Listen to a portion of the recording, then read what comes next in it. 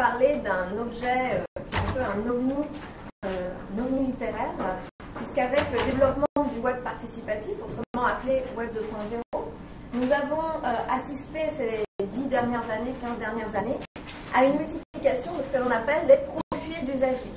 Chaque plateforme nous demande en effet la création d'un profil, depuis les réseaux sociaux, donc je pense que tout le monde plus ou moins en a un ici, jusqu'aux plateformes d'achat en ligne, en passant par les sites de rencontres, les jeux en ligne, les forums, les journaux, etc.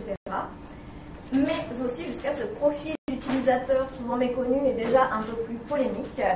Je pense à celui qui est issu de la collecte de nos données numériques et du big data. Depuis peu, le profil s'est donc imposé comme un sujet de recherche à part entière, assez prisé par les sciences humaines et sociales, et aussi de plus en plus par la littérature. Donc je citerai très rapidement les travaux de Louise Merzeau et de Dominique Cardon, au Canada ceux d'Amy Morrison, et j'ajoute à cela que depuis un petit peu plus d'un an, le profil est au cœur d'un projet de recherche que nous menons au sein de la chaire de recherche sur les écritures numériques, qui est dirigée par Marcello Vitali Rossetti à l'Université de Montréal. Alors notre projet de recherche s'est d'abord inscrit dans le cadre d'une réflexion sur le statut de l'auteur à l'ère du numérique, puisque les écrivains ont été très nombreux ces dernières années à investir les réseaux sociaux pour prendre en charge leur propre valorisation, tout en s'émancipant des institutions éditoriales traditionnelles. Le profil est donc vite devenu un objet de recherche à part entière pour nous. Au cours de nos travaux, nous avons noté notamment de nombreuses pratiques de détournement de ces profils d'usagers par les écrivains, qui jouent en fait de la polysémie de cette notion à la fois plastique et métaphorique. Devant ce potentiel poétique indéniable, nous avons donc commencé à considérer le profil comme une forme littéraire à part entière, une forme inédite et ludique d'écriture de soi. Alors, est-ce à dire pour autant que le profil marque la naissance d'un nouveau genre littéraire? Le titre de ma communication ici est un peu provocateur.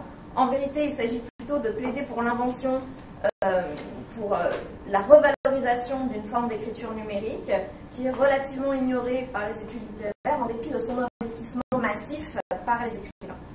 Ma communication a donc pour objectif de présenter un panorama absolument non exhaustif de ces écritures profilaires, qui se sont d'ailleurs, on le verra, peu à peu émancipées du seul récit de soi pour intégrer la fiction et même réinvestir le format papier.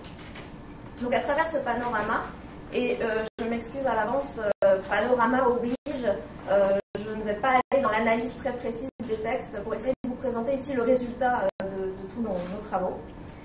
Je voudrais surtout montrer que ces appropriations littéraires du profil proposent une réflexion critique très fructueuse, tant sur les outils que sur la culture numérique. De quoi permettre, autrement dit, aux écrivains, mais aussi à la littérature, de saisir à bras-le-corps la question de la maîtrise de nos identités numériques en cette période propice à la collecte des données et au profilage. Donc c'est évidemment sur les réseaux sociaux que l'on trouve la forme d'écriture profilaire la plus courante et la plus courue, en raison sans doute de ses affinités avec les écritures de soi les plus traditionnelles. En effet, phénomène de remédiation oblige, des plateformes telles que Facebook par exemple, pour citer la plus connue, prennent soin d'établir une généalogie avec des formes familières à l'usager. C'est pourquoi notamment c'est sur mon journal que je publie mes données personnelles et mon humeur du jour. À cet égard, il nous apparaît essentiel de situer la construction de ces profils d'usagers dans le cadre de traditions artistiques excédant largement le développement du fait numérique, qu'elle soit visuelle, on pensera à l'autoportrait, à l'album de famille ou encore à la silhouette, qui rappelle d'ailleurs les origines picturales du profil, ou encore textuelle, et je pense ici aux formes autobiographiques, en particulier diaristiques, voire aussi autofictionnelles. De fait, les réseaux sociaux sont devenus le lieu d'une mise en récit de soi, fédérant les internautes bien au-delà de ce que Dominique Cardon appelle la communauté lettrée des blogueurs. Il faut bien reconnaître pourtant que, à première vue, les réseaux sociaux présentent un terrain ou un espace plutôt hostile à la création littéraire ou à l'expression artistique. Ces formes de profil, qui sont à l'articulation du visuel et du textuel, comprennent de nombreuses contraintes. Je pense à la standardisation graphique et formelle des plateformes, mais aussi à la censure de certains contenus. Facebook est expert en la censure notamment. Et en dépit de ces contraintes, ce qui est très intéressant, c'est que ces espaces sont pourtant largement investis par les écrivains, avec avec des objectifs toutefois très distincts. J'en citerai ici quelques-uns. En premier lieu, on l'a déjà dit brièvement, ces profils permettent aux auteurs d'assurer leur propre valorisation en marge ou même en porte-à-faux des institutions éditoriales traditionnelles. En second lieu, ces contraintes de la plateforme sont investies par des écrivains qui souhaitent en révéler le potentiel poétique, et c'est là où ça devient déjà plus intéressant.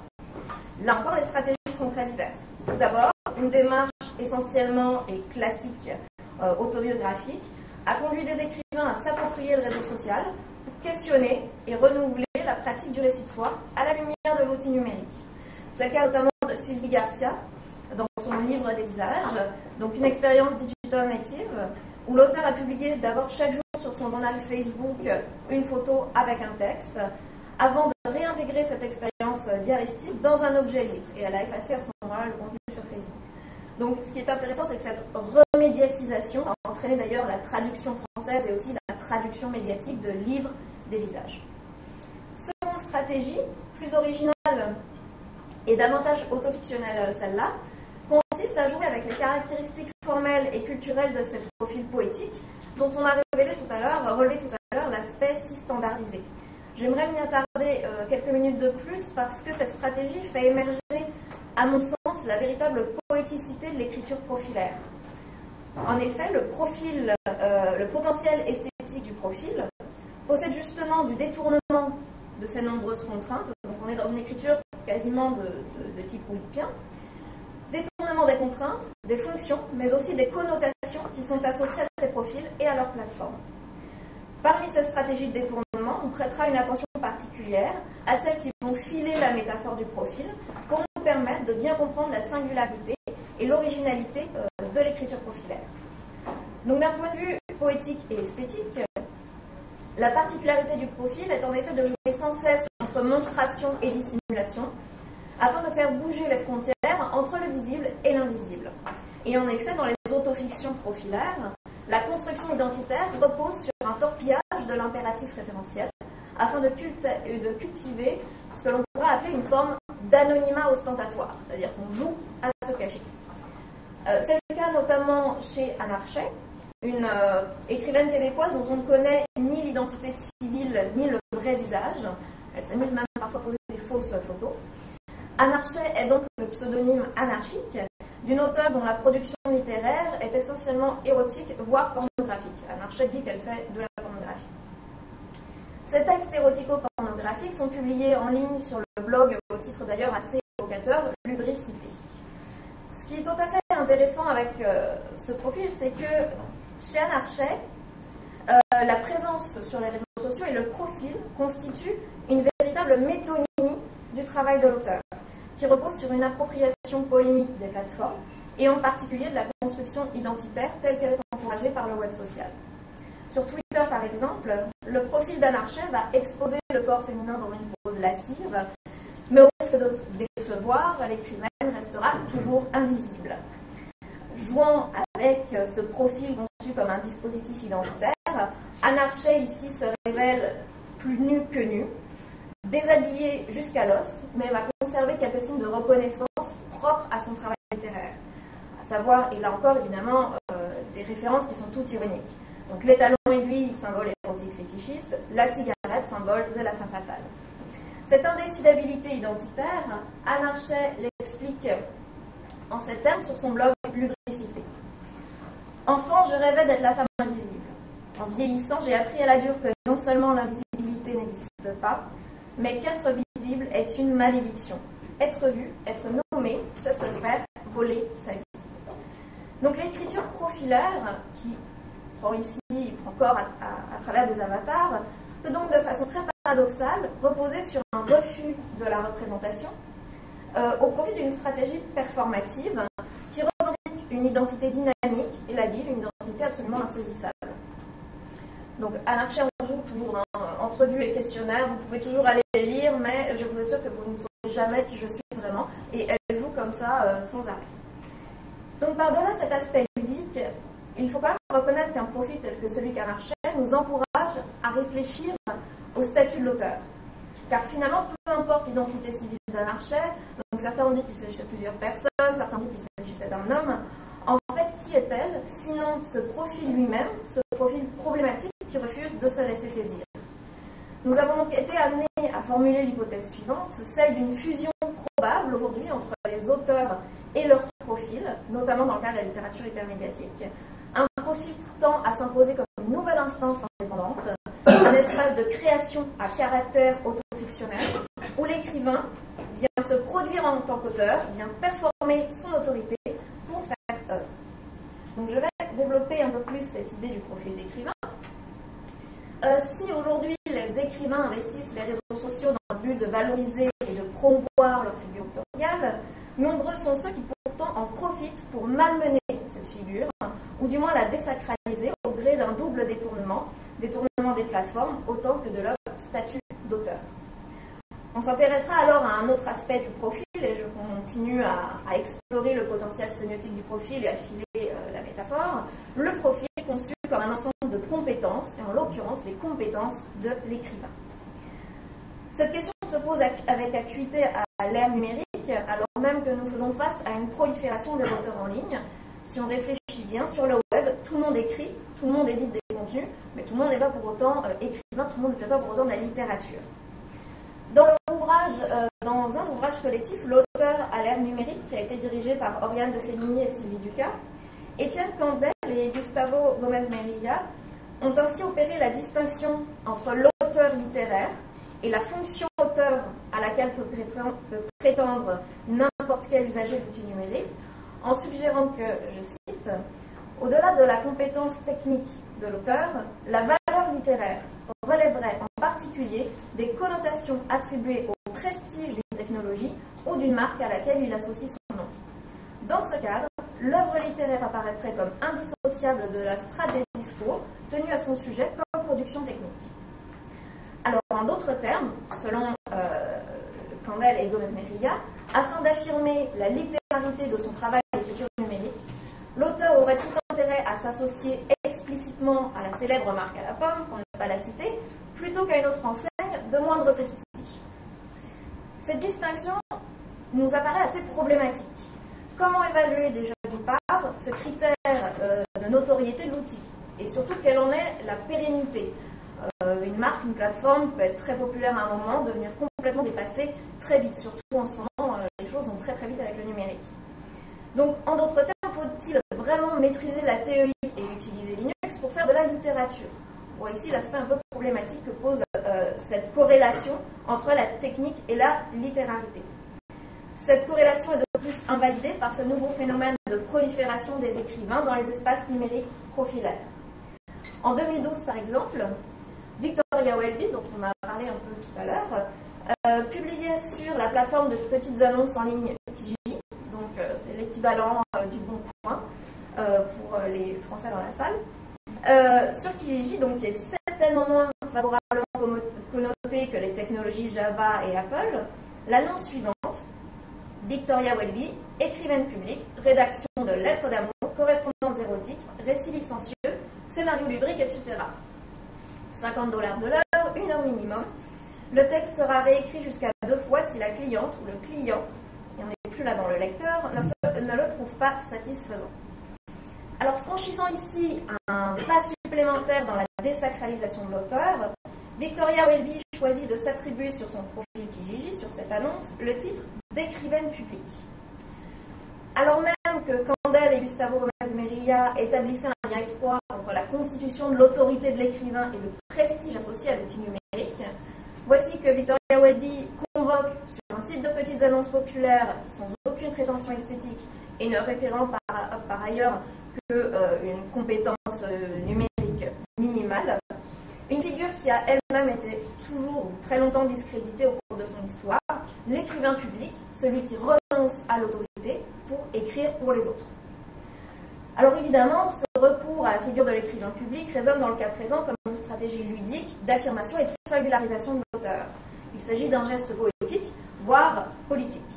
Mais cet effacement assez inédit des frontières autoriales tel qu'il se manifeste à travers le profil d'écrivain démontre que dans l'espace numérique, l'auteur ne doit plus seulement se chercher du côté de la personne, mais aussi du côté des stratégies de construction autoriale introduites par le web. Alors avec la prolifération prolifération de ces profils d'écrivains, la distinction entre auteur et personnage. Oui, je sais que certains sont dans la salle, donc c'est pas évident. La distinction entre auteur et personnage, qui était déjà plus ou moins claire dans le modèle papier, a plus que jamais tendance à s'estomper. Plus généralement, c'est le concept même d'identité qui est remis en question. Sur le web, en effet, l'identité se performe davantage qu'elle ne fait l'objet d'une représentation. On dira plus exactement qu'elle est éditorialisée, et je vais m'expliquer dans un instant sur ce terme. La maîtrise partielle, ou du moins très relative, de la construction identitaire sur le web est le résultat de la multiplication des acteurs qui prennent part à la création et à l'organisation des profils. Outre l'usager, outre l'auteur du profil, on notera la présence du lecteur usager qui vient lui aussi éditer le profil de l'auteur en prenant parole sur sa page, et cette parole peut être simplement un like, il n'est pas obligé d'écrire quelque chose. À cela s'ajoute évidemment l'influence des techniques numériques elles-mêmes, les plateformes et plus récemment les algorithmes du web et des moteurs de recherche. Cette hétérodétermination laisse à la création littéraire profilaire une part d'incertitude qui pourrait sembler inquiétante, mais que de plus en plus d'écrivains assument pleinement. Je citerai ce cas un petit peu rigolo de Pharaon Parka, avatar collectif d'auteurs principalement actifs sur Tumblr et Twitter depuis 2011, puisque pour composer son profil visuel, son image de profil, c'était un collectif, donc il n'y avait pas une seule personne, Pharaon Parka s'en est remis au choix du PageRank, l'algorithme de Google, en prenant corps à travers une série de captures d'écran du dictionnaire visuel Google, pour reprendre ici l'expression de Bertrand Javert. Donc cet usage olympien de l'algorithme, qui s'inscrit pleinement dans les stratégies de détournement propres à l'écriture profilaire, souligne combien la construction identitaire sur le web, à commencer par celle de l'auteur, est ouverte à la fois dans l'espace et dans le temps. Dans l'espace, parce qu'il ne se limite plus à une seule plateforme ou à une page particulière. Dans le temps, parce qu'il s'agit d'un processus toujours en devenir, toujours en mouvement. De fait, pour comprendre la nature de cette écriture profilaire, il nous faut introduire le concept d'éditorialisation qui désigne l'ensemble des pratiques et des dispositifs à travers lesquels un objet apparaît dans l'espace numérique. L'éditorialisation se réfère du coup à l'ensemble des appareils techniques, le réseau, les plateformes, les CMS, les algorithmes des moteurs de recherche, des structures, je pense à l'hypertexte, aux métadonnées, des pratiques, les commentaires, les recommandations via les réseaux sociaux, qui permettent de produire et d'organiser le contenu sur le web. L'éditorialisation est donc une instance de mise en forme et de structuration des contenus dans l'environnement numérique qui nous amène à mieux comprendre deux caractéristiques ou trois caractéristiques essentielles de l'écriture profilaire. Sa dynamicité, l'écriture n'est jamais pleinement achevée, son hétérodétermination, notamment par les lecteurs qui se font à leur tour écrivains sur le web. Le profil est à cet égard un objet littéraire que l'on éditorialise plutôt que l'on édite. Et ce processus d'éditorialisation est en fait finalement très intéressant, et puis surtout il épouse au mieux la nature même de toute identité qui par essence est toujours labile et dynamique. Alors, mon dernier point quittera un petit peu cet espace des réseaux sociaux, ou en tout cas du récit de soi, pour s'intéresser à une écriture profilaire qui est fictionnelle. Les écrivains, depuis peu, s'intéressent de plus en plus à une autre forme de profil que j'ai citée en introduction, une forme plus latente et plus polémique. Je pense à ces profils d'usagers calculés par les algorithmes, les derniers algorithmes qui collectent chacune de nos traces laissées sur le web. Ces algorithmes dont parle Dominique Cardon pour dire qu'ils agissent sous le web. Face à cette nouvelle génération d'algorithmes, les conditions de production du soi ont en effet bien changé. Comme l'explique Louise Merzo, notre identité est désormais en concurrence avec une entité purement numérique. Je la cite. La personne qui sert de filtre à l'information n'est pas celle de nos CV, de nos appartenances et de nos papiers d'identité, même si de plus en plus elle en tient lieu. C'est une entité purement numérique qui se résume à la collection des traces laissées par nos connexions. Requêtes, téléchargements, géolocalisation, achats, mais aussi contenu, produit, copié, repris, etc. Nous n'avons qu'une connaissance approximative de cette identité disséminée sur les réseaux.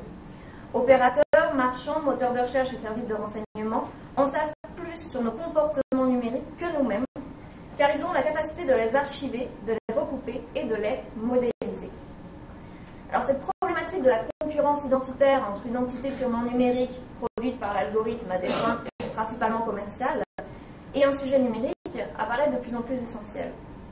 Récemment, la française Cécile Portier a proposé plusieurs fictions hypermédiatiques afin de réfléchir et, alors si j'arrive à la lecture, afin de réfléchir et de résister surtout à ce nouveau type de profil dont, à vrai dire, la plupart des usagers du web n'ont que très peu connaissance et très peu conscience.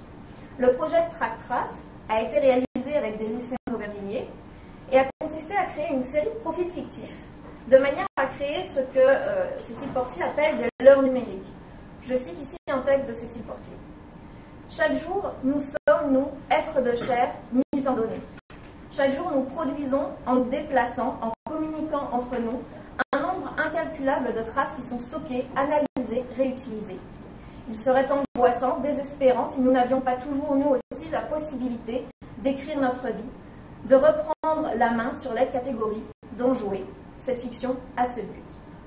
Refaire pour de faux leur grand travail sérieux d'analyse et d'objectivation, et ainsi apprendre à lire cette nouvelle écriture dominante qu'est l'écriture par les données.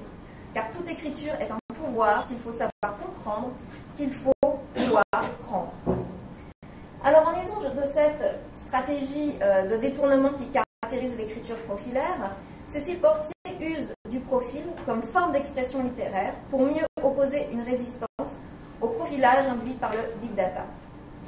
À ce petit jeu de l'arroseur arrosé, Cécile Portier réalise un projet dont la vocation est de lutter contre notre analphabétisme algorithmique. Ici, je vous montre un autre projet, Étant donné, qui est une autre fiction hypermédiatique basée sur l'usage des données numériques, à propos de laquelle Cécile Portier va dire « Si nous sommes les premiers producteurs des traces numériques qui nous concernent, nous en sommes très peu auteurs. Les données produites à notre insu sont quantitativement plus importantes que celles que nous pensons maîtriser dans un discours, une rhétorique consciente et personnelle. De plus, nous sommes des auteurs quasiment analphabètes. Nous avons peu accès, nous ne savons que très peu lire les données qui nous définissent. Et pourtant, d'autres savent lire et exploiter ces données. » Alors, chaque faux profil créé par la fiction, que ce soit dans TrackTrace ou dans Étant donné, devient alors une sorte de cheval de Troie destiné à lutter contre ce que Louise Merzot a qualifié par ailleurs d'expropriation identitaire. À notre analphabétisme algorithmique, la fiction profilaire oppose un savoir-faire d'écrivain et la littérature devient une arme contre les statistiques numériques.